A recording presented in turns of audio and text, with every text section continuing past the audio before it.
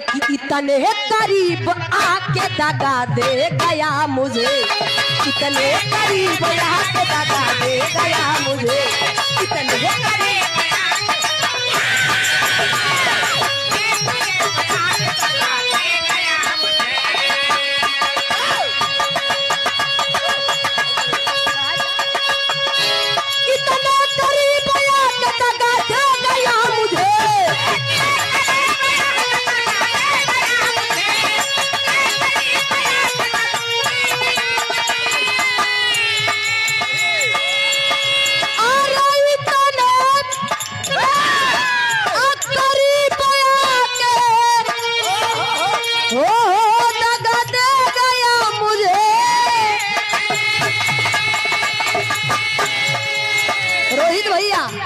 मैं गुजर रही थी, मैं गुजर रही थी आके हवा दे गया मुझे, मैं गुजर रही थी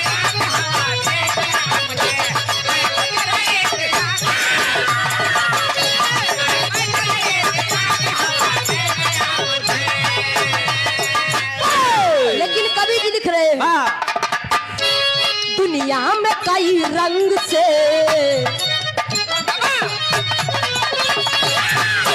दुनिया में कई रंग से गुजरती है जिंदगी,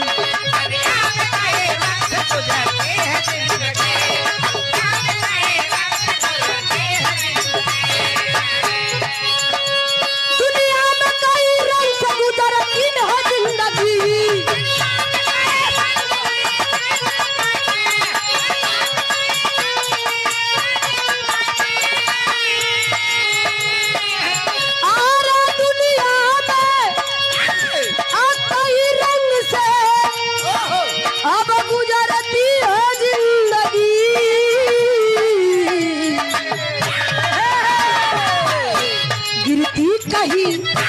गिरती कहीं तो कहीं संवरती है जिंदगी।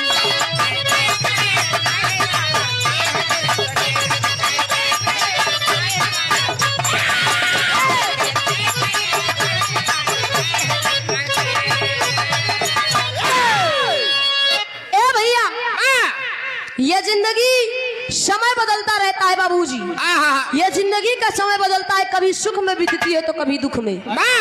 बाबूजी कहानी है वैसे स्टार्ट भइल 2 लाइन नजम में कहना है।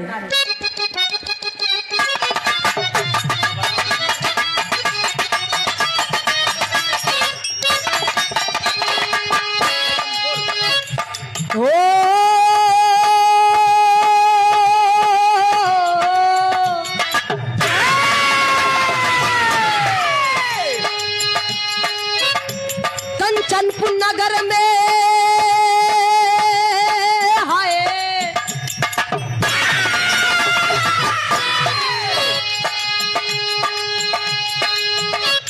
कंचनपुर नगर में एक भूप थे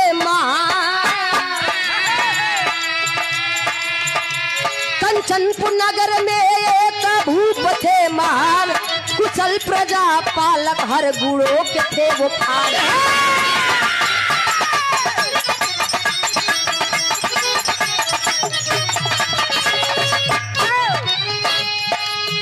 एक ही बेटी रही जो बड़ी ही प्यारी थी,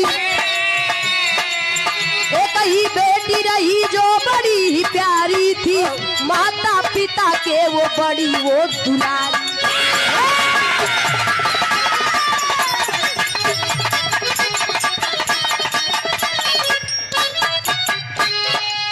हुई जवान देखो खिल गया उसका मुखड़ा, हुई जवान देखो खिल गया उसका मुखड़ा, चमकती महल बीच जैसे चांद का टुकड़ा।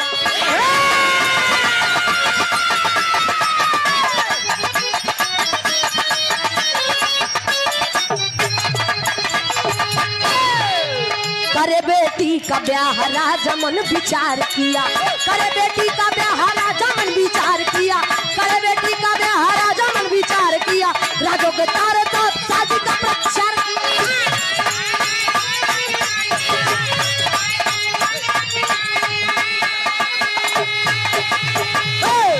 ए भैया कहानी समझ ला, एक कंचनपुर नाम का नगर था। कंचनपुर नाम का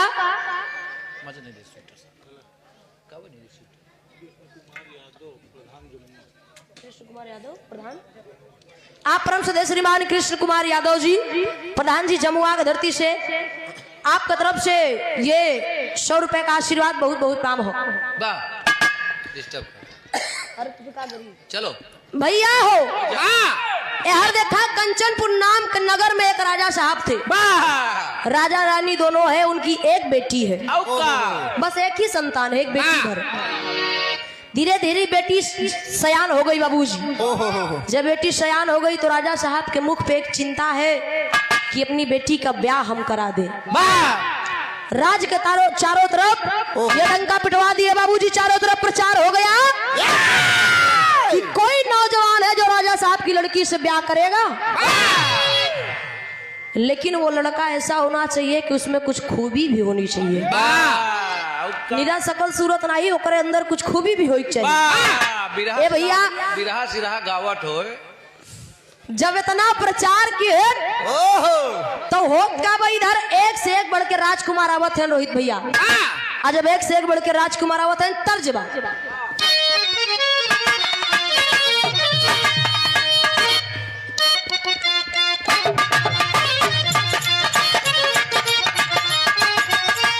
आशीष भैया, ए आशीष भैया, तुम्हार बिया भइल बना भइल बा, भइल बा कि नहीं?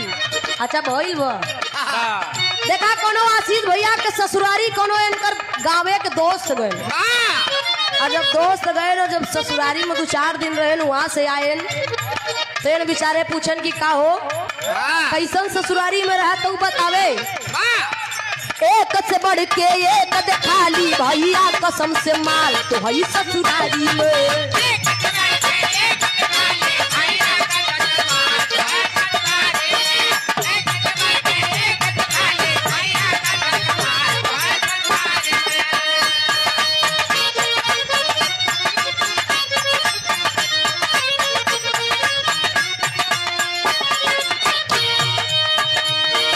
रसगुल्ला के फेल करत बा सड़ुआइन के गाल तो हई ससुरारी में।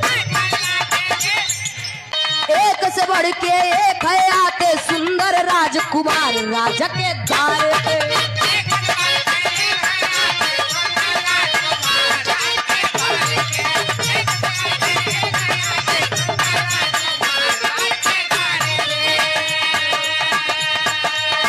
राजन की बेटी सबको देती नहीं आई, देती नहीं आई।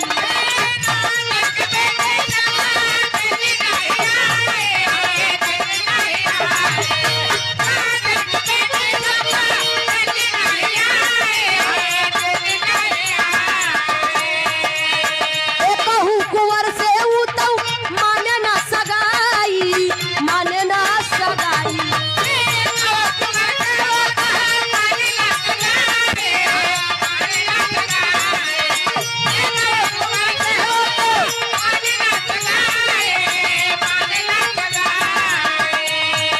राजा बोले तब बेटी से माना बात हमार राजा के द्वारे पे।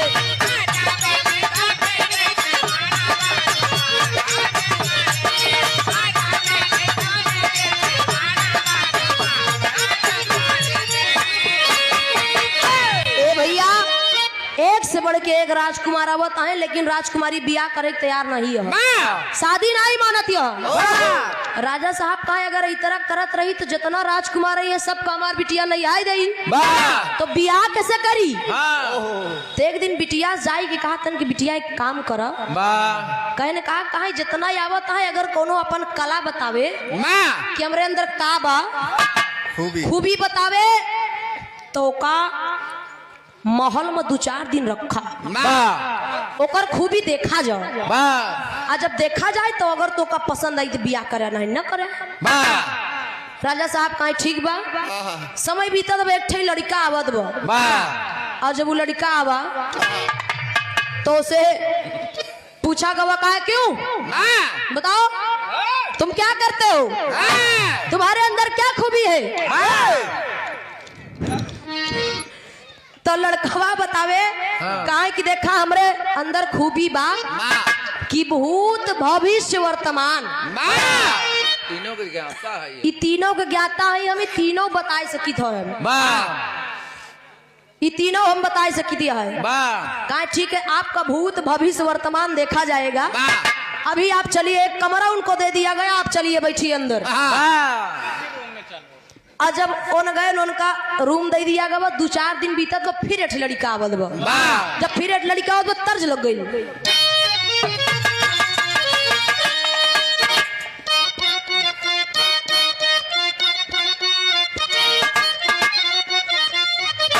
कहना है हाँ हाँ गोली गोली, लेकिन गुरुजी लोग गावई कहे टंगिया मटंगिया फसावाला सरे ननदी भौजैया।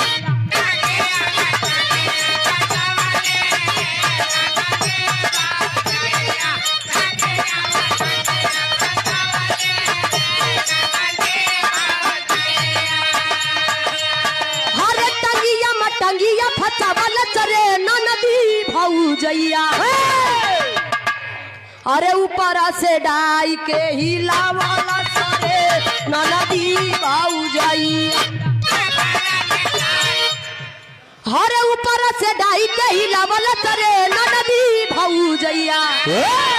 वही माला सफेद गिरावाला सरे ननदी भौजैया।